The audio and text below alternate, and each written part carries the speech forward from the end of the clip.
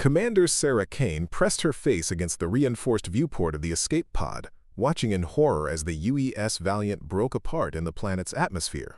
Pieces of humanity's finest battlecruiser rained down like burning meteors across the alien landscape below, each fragment representing years of engineering brilliance and the lives of 800 crew members. "Mayday, Mayday," she whispered into her dying comm unit, knowing no one would hear.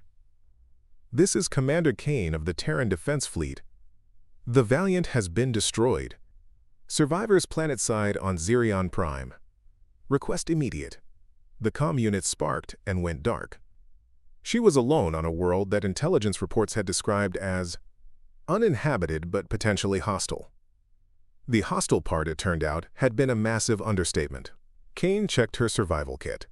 Basic rations for 3 days, a sidearm with 2 spare power cells, emergency medical supplies, and a beacon that probably wouldn't penetrate the planet's unusual electromagnetic field. Not exactly equipped for an extended stay on an alien world populated by things that hunted for pleasure. Through the viewport, she could see the wreckage of other escape pods scattered across the valley below. Some were still burning. Others showed signs of forced entry, metal peeled back like flower petals, revealing empty interiors stained with dark fluid that she preferred not to identify. A sound echoed across the landscape that made her blood freeze. A howl that was part animal, part machine, and entirely predatory. It was answered by others from different directions, creating a symphony of alien hunger that seemed to come from everywhere at once. The Zarathi were hunting again. Kane had encountered them only once before, during first contact 6 months ago, when the Valiant had responded to what appeared to be a distress signal from this system. Instead of finding beings in need of rescue, they had discovered a species that viewed other sentient life forms as the ultimate game animals.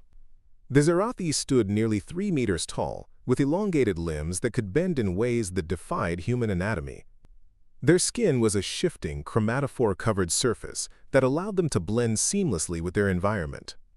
Most disturbing were their faces, or rather, the absence of recognizable faces.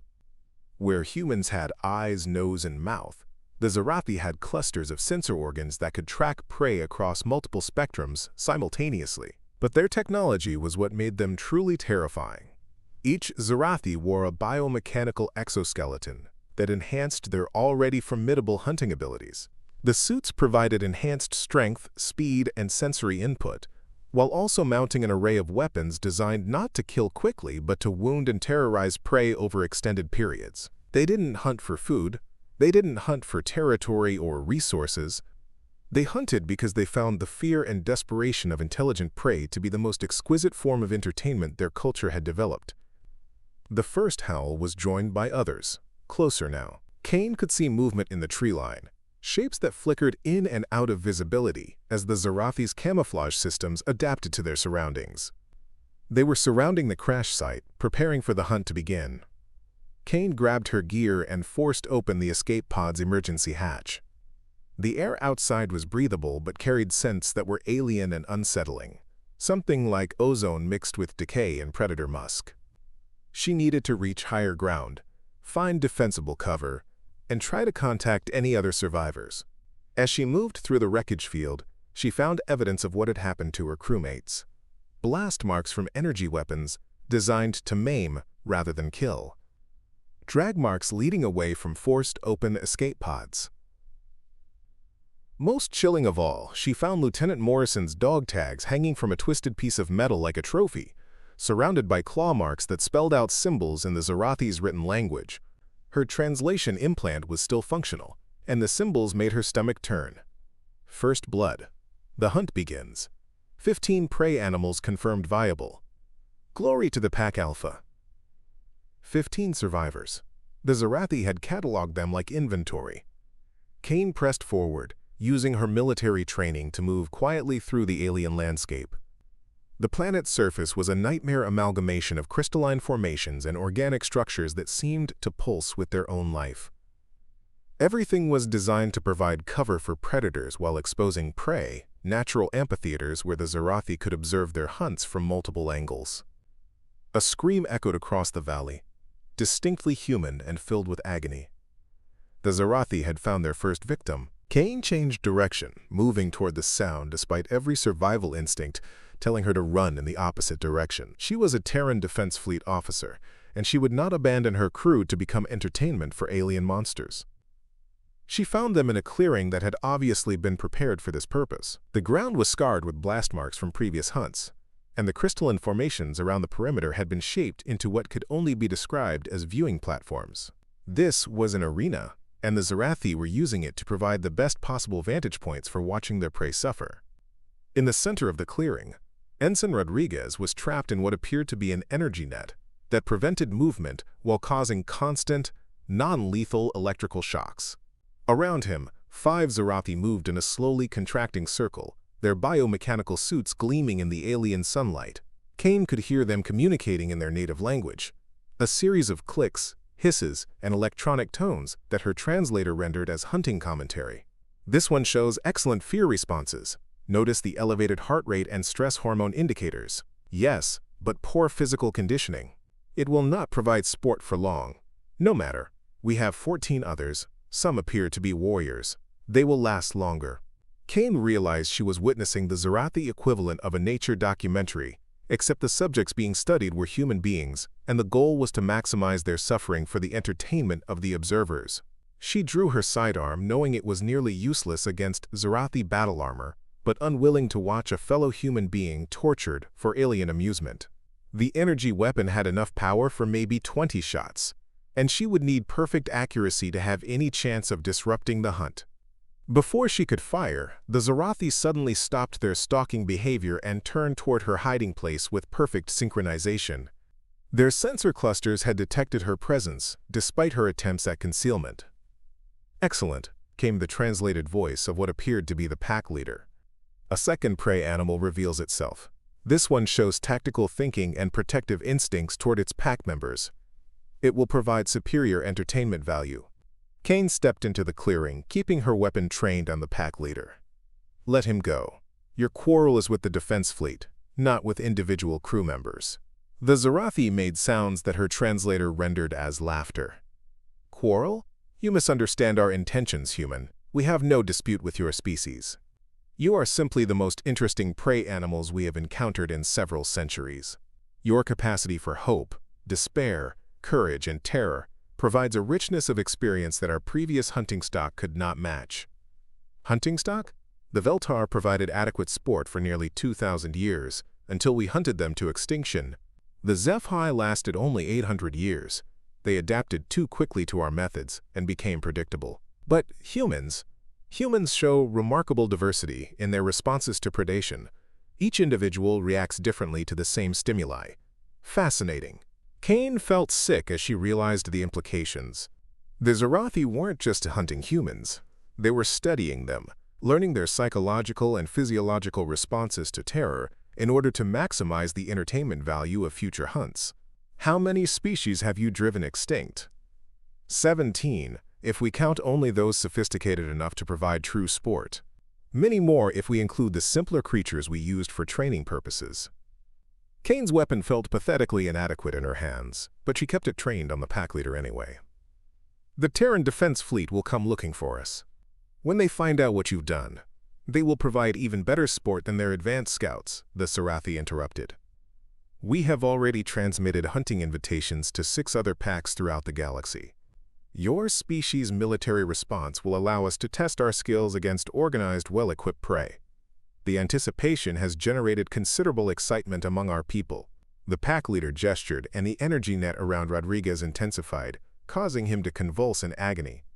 "But first, we complete this hunt. You will observe as your pack member expires, and then you will run. We will give you a 20-minute head start, which our calculations suggest will provide optimal fear development before the final capture." Kane realized that reasoning with the Zarathi was impossible. They weren't evil in any human sense. They were simply apex predators who had turned the hunting and torturing of intelligent beings into their primary cultural activity. To them, human suffering was no different from the aesthetic appreciation that humans might find in music or art. She was about to fire her weapon in a futile gesture of defiance when the sky above them suddenly blazed with light. Something massive was descending through the atmosphere, its hull glowing with re-entry heat. But this wasn't a ship designed by human engineering. It was too large, too angular, and it moved with a kind of purposeful grace that suggested intelligence rather than simple physics. The Zarathi pack leader looked up at the descending object and made sounds that the translator rendered as confusion and mild concern.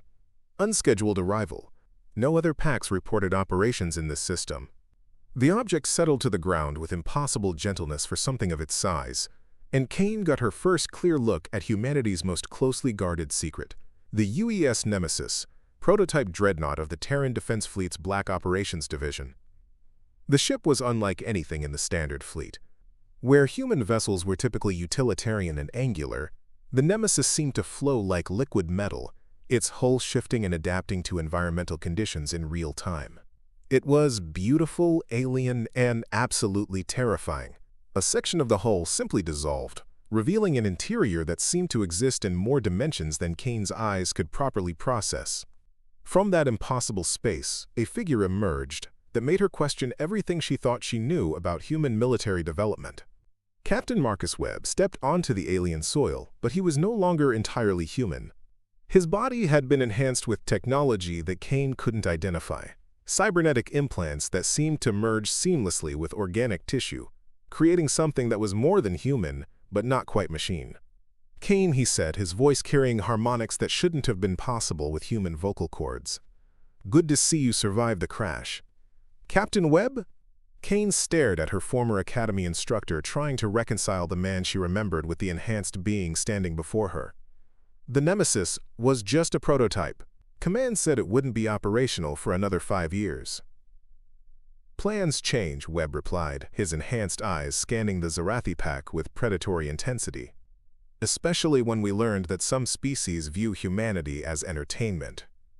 The pack leader stepped forward, its biomechanical suit bristling with weapons. You are interrupting a sanctioned hunt, unknown vessel. Withdraw immediately or face challenge.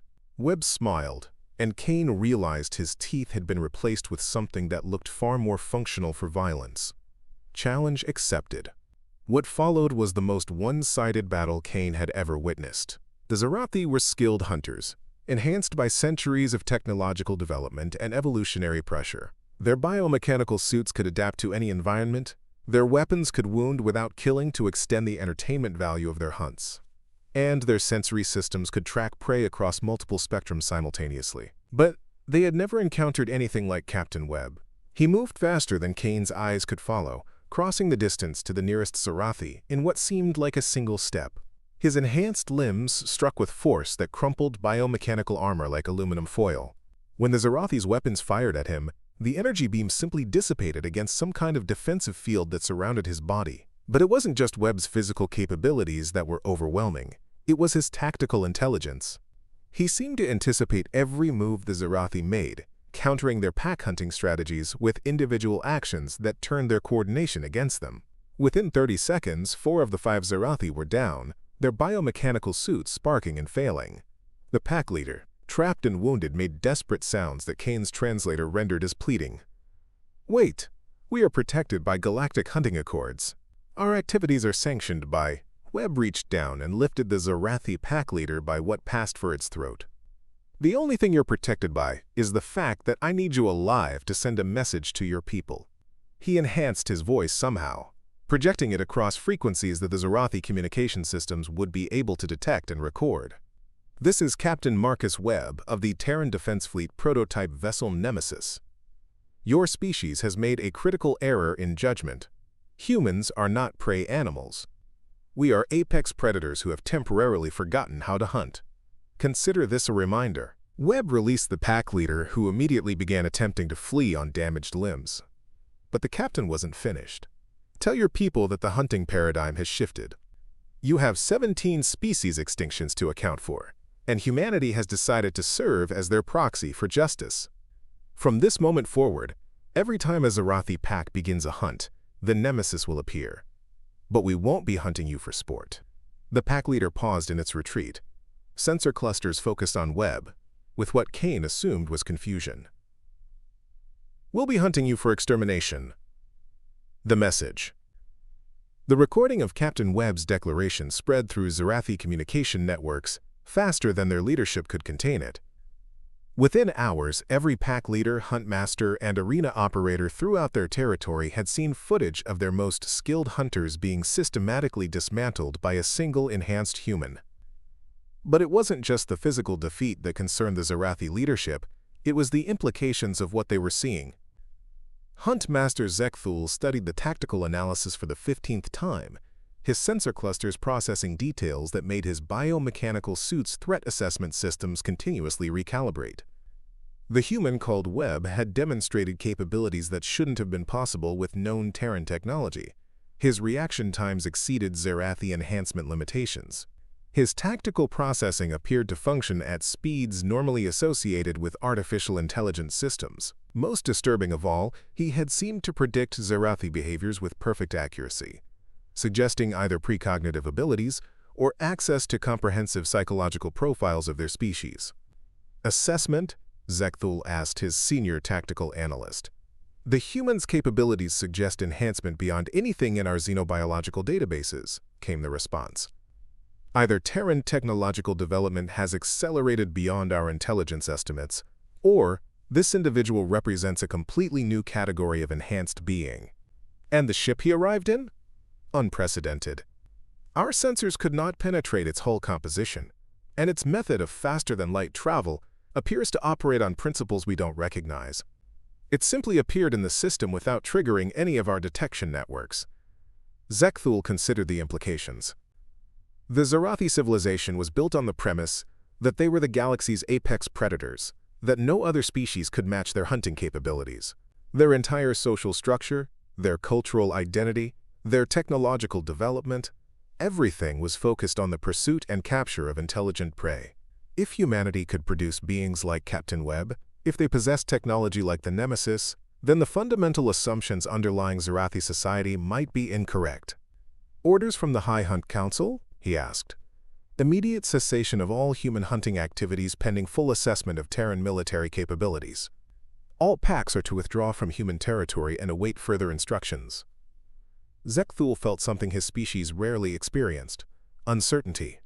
For the first time in centuries, they were faced with potential prey that might actually be more dangerous than they were. And if the humans' threats prove to be substantive?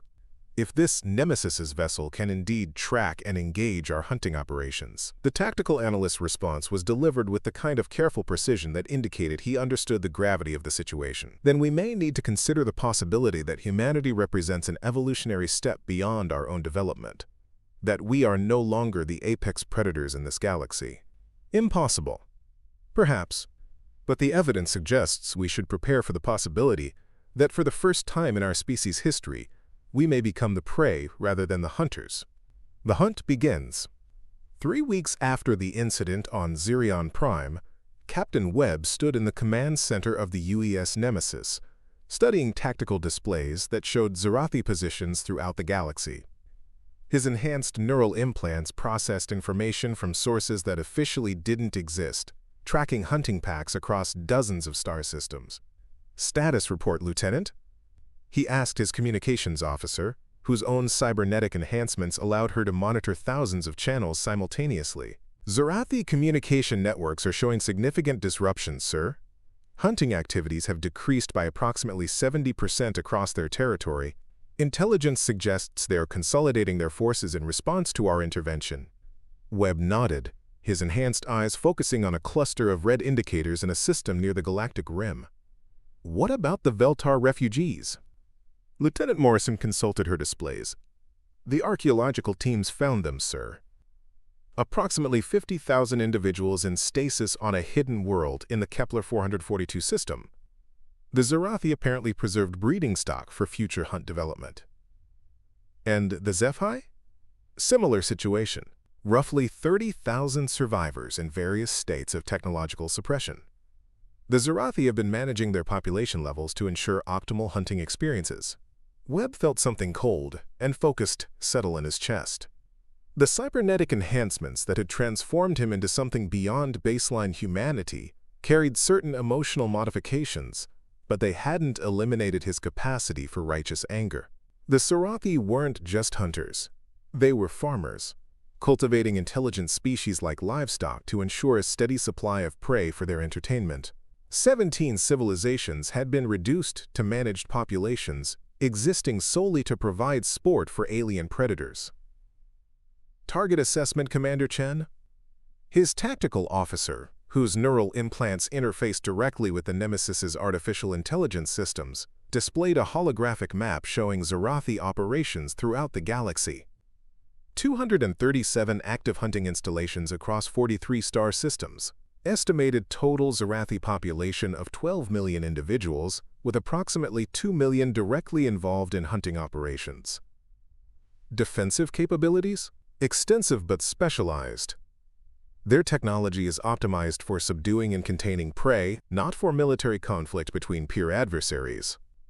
Intelligence suggests they haven't faced serious resistance in over 2 millennia. Webb studied the tactical display, his enhanced mind processing strategic possibilities at superhuman speed.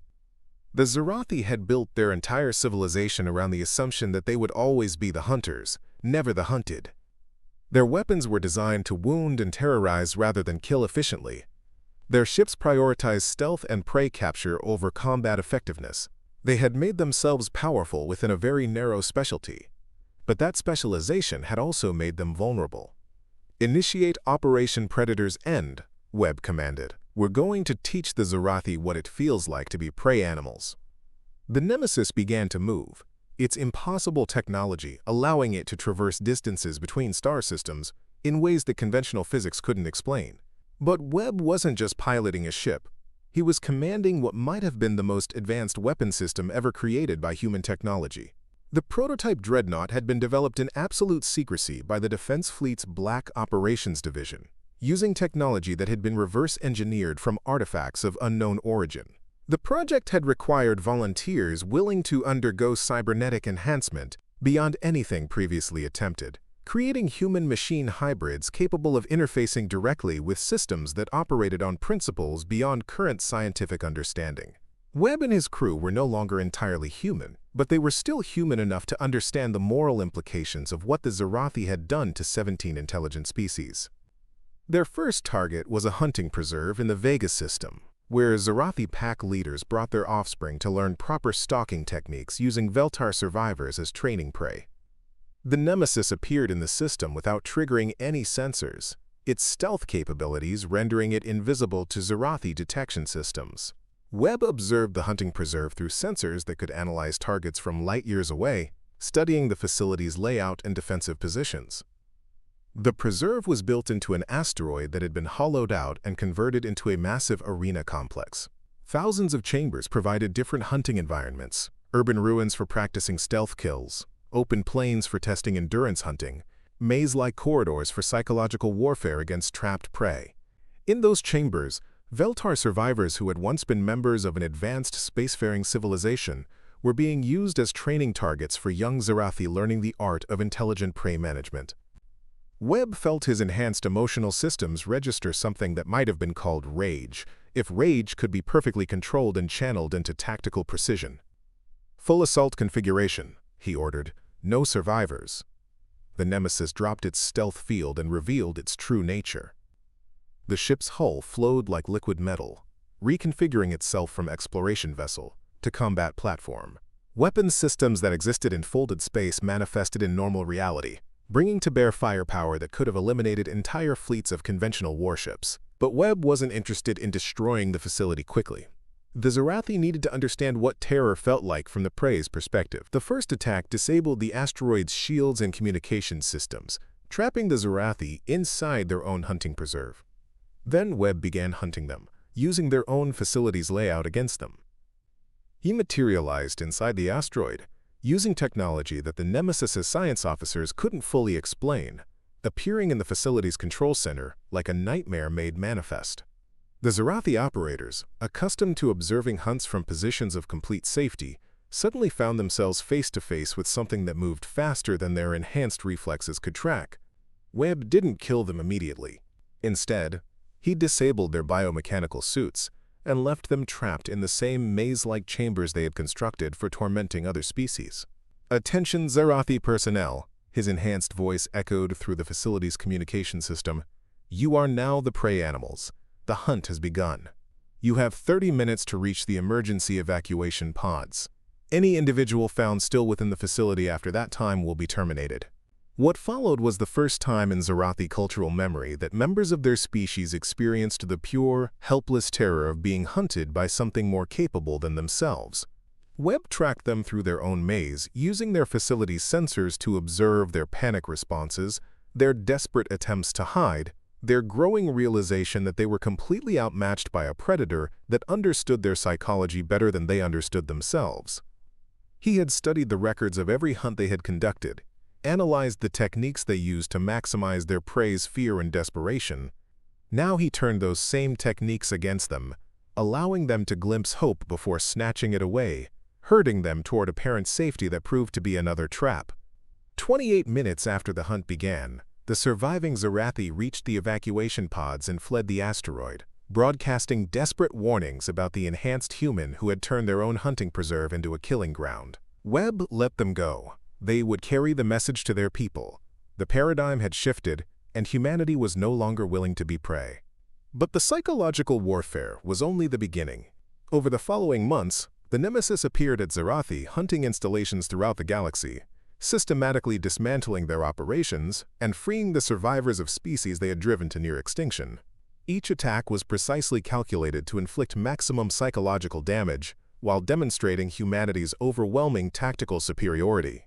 But Webb wasn't content with merely disrupting Zarathi hunting activities. He was waging war on their entire civilization, attacking the fundamental assumptions that allowed their society to function. The Zarathi had built their culture around the belief that they were evolution's ultimate predators, that their purpose in the universe was to hunt and dominate lesser species. Webb was proving that assumption false in the most direct way possible. After 6 months of systematic attacks, Zarathi civilization was in chaos. Their hunting economy had collapsed. Their social hierarchy, based on hunting prowess, was breaking down as pack leaders found themselves unable to provide the entertainment their people demanded. Most critically, their psychological sense of superiority was being systematically destroyed by encounters with a predator, more capable than anything they had ever imagined. The final confrontation came when Webb tracked the Zarathi leadership to their homeworld of Zekathari, a planet that had been converted into the galaxy's most elaborate hunting preserve. Here, the species' ruling council maintained breeding populations of all 17 species they had driven to near extinction, managing them like exotic pets for the entertainment of Zarathi nobility. Webb materialized in the council chamber during their emergency session on the human problem, appearing in the center of their circular meeting space like an avatar of judgment. "High Hunt Council of the Zarathi Empire," he said, his enhanced voice carrying frequencies that triggered fear responses in their nervous systems. "You are charged with 17 counts of genocide, systematic torture of intelligent beings, and crimes against consciousness itself." The council members, the most feared predators in their species' history, found themselves cowering before a single enhanced human who radiated an aura of controlled lethality that their sensor systems couldn't properly quantify. "We demand safe passage," the council leader managed to communicate. "We are protected by—" "You're protected by nothing," Webb interrupted. "Your species has forfeited any claim to mercy through your actions over the past 2 millennia. You have one opportunity to avoid extinction." He gestured, and holographic displays showed the current status of every Zarathi hunting installation in the galaxy. All were dark, their operations terminated, their personnel either dead or fled. "Release all surviving members of the species you have enslaved. Provide them with the resources necessary to rebuild their civilizations. Submit to monitoring by the Terran Defense Fleet to ensure compliance." "And if we refuse?" Webb smiled, and the Zarathi could sense predatory satisfaction radiating from him like heat from a star. "Then I hunt your species to extinction, one individual at a time, until there are no Zarathi left to remember what it felt like to be the hunters instead of the prey."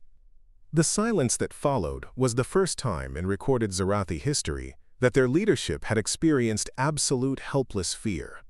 They capitulated within hours. Epilogue: The New Paradigm. 1 year later, Commander Sarah Kane stood on the observation deck of the rebuilt UES Valiant, watching as the first ships of the restored Veltar civilization prepared to depart for their reclaimed homeworld. Around her, representatives from 16 other species, all survivors of Zarathi hunting programs, were coordinating the largest refugee resettlement operation in galactic history. The Zerathi Empire no longer existed.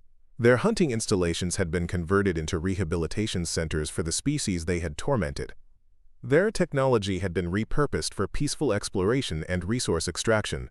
Their population had been scattered across multiple worlds under Terran Defense Fleet supervision, with their reproductive rights managed to ensure they could never again pose a threat to other intelligent species. It was, Kane reflected, a form of poetic justice. The species that had managed other civilizations like livestock were now being managed themselves. Their future depended on demonstrating that they could coexist peacefully with their former prey. "Captain Webb," she said as the enhanced human materialized beside her using the same impossible technology that powered the Nemesis. "Status report on the integration programs?" "Proceeding as planned," Webb replied, his voice still carrying those unsettling harmonics that marked him as something beyond baseline humanity. "The Zerathi are adapting to their new circumstances better than projected. Apparently, their psychological flexibility is higher than our initial assessments suggested." "And the other species? The ones they drove to extinction?" "Not extinct after all. The Zerathi maintained breeding populations of each species, hidden on various worlds throughout their territory. We've located and freed approximately 2 million individuals representing all 17 extinct civilizations." Kane nodded, though she still found it difficult to look directly at Webb. The cybernetic enhancements that had made him capable of hunting the hunters had also made him something that was no longer quite human. His eyes held depths that suggested consciousness operating on levels that baseline humans couldn't fully comprehend. "What happens next?" she asked. "Next, we make sure this never happens again," Webb replied. "The Nemesis program is being expanded. The Defense Fleet is developing a new division specifically focused on protecting emerging civilizations from species that view intelligence as a resource to be exploited." "And you? What's your role in this new paradigm?"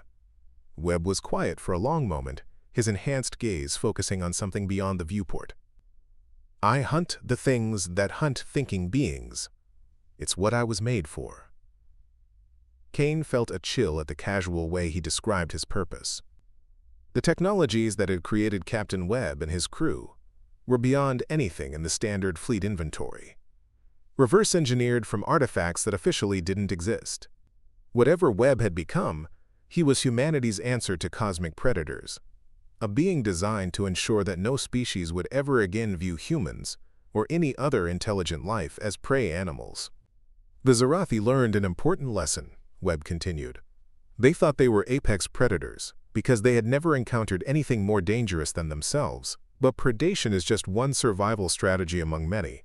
Intelligence, cooperation, technological innovation, these can be far more effective than simple hunting instincts." Kane watched as the last of the Veltar ships departed, carrying a species back to stars they hadn't seen for 2,000 years. "Do you think they'll remember? The Zerathi, I mean. Will they remember what it felt like to be prey?" Webb smiled, and for just a moment, Kane glimpsed the human being he had once been before the enhancements transformed him into something else. "They'll remember, and more importantly, so will every other species in the galaxy that might be tempted to view intelligence as entertainment. The universe now knows that humanity protects thinking beings." As the UES Valiant prepared to depart for its next mission, escorting Zeph-High refugees to their restored homeworld, Kane reflected on how completely the paradigm had shifted. 6 months ago, humans had been the hunted, viewed as exotic prey animals by a species that had turned genocide into entertainment. Now humanity stood as the guardian of consciousness itself, protected by beings like Captain Webb, who had transcended the limitations of baseline biology to become something capable of hunting gods. The Zerathi had learned too late that some prey animals were actually predators who had simply forgotten how to hunt, but they would never forget again. And neither would anyone else who might consider intelligent beings as potential entertainment. The hunt was over. Humanity had won. But the real victory wasn't in defeating the Zerathi. It was in choosing to use that victory to protect others rather than to become predators themselves.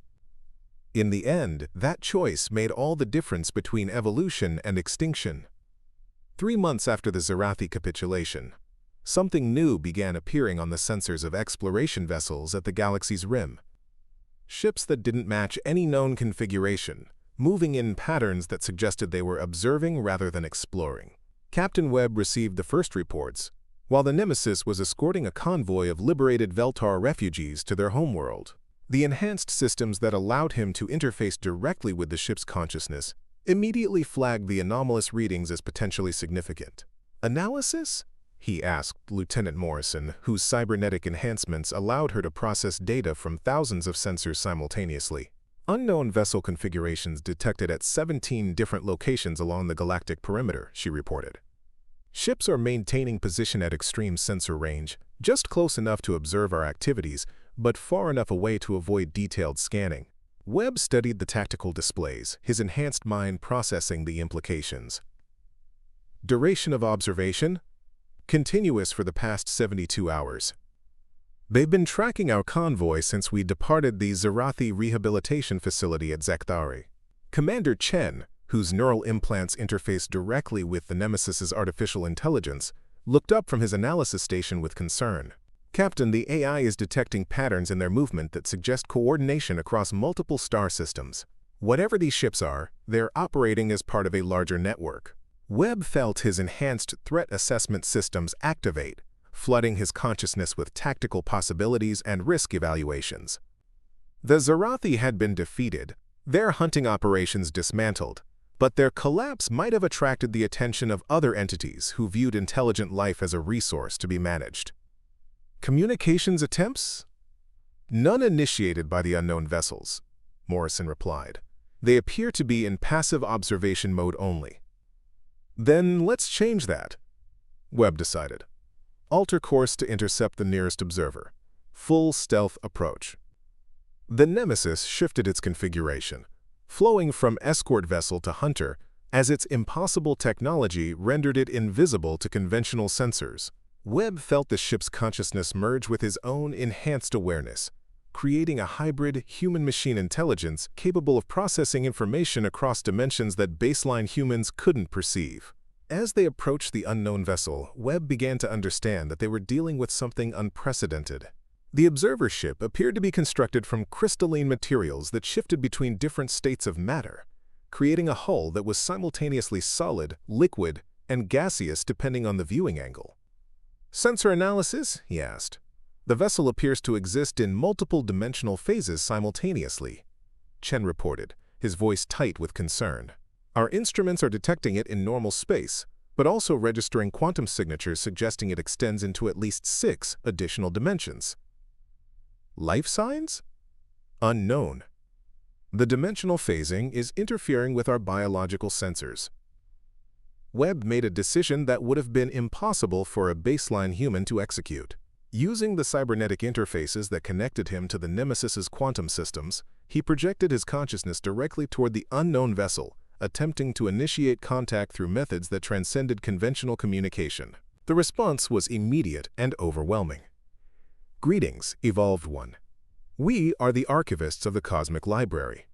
Your species' recent actions have been noted and evaluated." The mental voice that touched Webb's enhanced consciousness carried implications that made his threat assessment systems recalibrate continuously. He was in contact with something that existed on a scale that dwarfed even the enhanced capabilities of the Nemesis program. Evaluation? Webb projected back, using communication methods that his enhancements made possible, but that he didn't fully understand. The XERATHI represented a localized anomaly in the development of consciousness throughout this galactic region. Their elimination was necessary for the continued evolution of intelligent life. Your species' intervention was appropriate. Webb felt something cold settle in his enhanced nervous system. Localized anomaly? How many species like the XERATHI exist? 17 active predator civilizations currently operate within this galactic cluster. The XERATHI were among the least sophisticated. Your species will soon encounter the others. The implications hit Webb like a physical blow. The Zarathi, who had driven 17 species to near extinction and terrorized an entire region of the galaxy, were considered among the least sophisticated predator civilizations operating in local space. What are the others like? The Dream Eaters of the Andromeda Spiral consume the consciousness of entire species, leaving their bodies alive but empty. The entropy shepherds accelerate the heat death of star systems to observe the despair of civilizations facing extinction. The probability farmers trap species in temporal loops, forcing them to experience the same catastrophic events repeatedly for entertainment. Webb's enhanced systems struggled to process the scope of what he was learning. Humanity's victory over the Zarathi hadn't eliminated the threat of cosmic predation. It had simply announced their presence to entities operating on scales that made the hunting of individual prey animals seem trivial by comparison. Why are you telling me this? Because your species has demonstrated the capacity for evolution beyond its baseline limitations. The enhancements that created you represent a significant step toward cosmic consciousness. You may be capable of protecting not just your own galaxy, but the 17 others that face predation by entities beyond your current comprehension. The archivist's communication carried data streams that Webb's enhanced mind could barely process. Images of galaxies where every star had been extinguished by cosmic predators. Civilizations trapped in probability loops that forced them to experience the same apocalyptic events for millions of years. Entire clusters of intelligent species reduced to empty shells after their consciousness had been harvested for alien entertainment. What do you want from us? Evolution, came the simple reply. Your species stands at a crossroads. You can remain a localized protective force, defending your own galactic region against relatively simple threats, like the XERATHIOR. You can accept the enhancements necessary to become guardians of consciousness throughout the Cosmic Library. Cosmic Library? The entire observable universe where every intelligent thought, every creative ACT, every moment of awareness is preserved and protected. The entities you call cosmic predators view the library as a resource to be consumed. We view it as a treasure to be guarded. Webb understood that he was being offered a choice that would determine the future of not just humanity, but of consciousness itself throughout the universe. The enhancements that had transformed him from a baseline human into something capable of hunting the Zarathi were apparently just the beginning of what was possible. What kind of enhancements? Consciousness expansion beyond the limitations of individual identity. Technological integration that allows interface with cosmic-scale systems. Temporal perception that enables strategic thinking across millions of years. The ability to exist simultaneously in multiple dimensions and timelines. The archivist transmitted data showing what those enhancements would involve. A transformation so complete that the resulting beings would be human in origin but cosmic in scope. They would think in terms of galactic evolution, plan strategies that spanned geological ages, and possess the power to intervene in conflicts between entities that could manipulate the fundamental forces of reality. The choice must be made by your species' leadership, the archivist continued. But understand that remaining at your current level of development will make you targets for the predator civilizations once they recover from their initial surprise at your capabilities. Webb felt his enhanced systems analyzing the tactical implications. Humanity's victory over the Zarathi had been possible because the hunting species had underestimated human capabilities. But now that their potential was known, the more sophisticated predator civilizations would approach any conflict with appropriate preparation. How long do we have? The Dream Eaters have already begun observing your species. They are developing methods to consume human consciousness while leaving your enhanced capabilities intact. They view your cybernetic modifications as particularly appetizing. Time frame for intervention? 18 of your months, before they achieve practical implementation of consciousness harvesting technology specifically designed for enhanced humans. Webb realized that humanity was facing a deadline that would determine their survival as an independent species. They could accept the cosmic enhancements and join the archivists as guardians of universal consciousness, or they could face extinction at the hands of entities that viewed enhanced human awareness as the ultimate delicacy.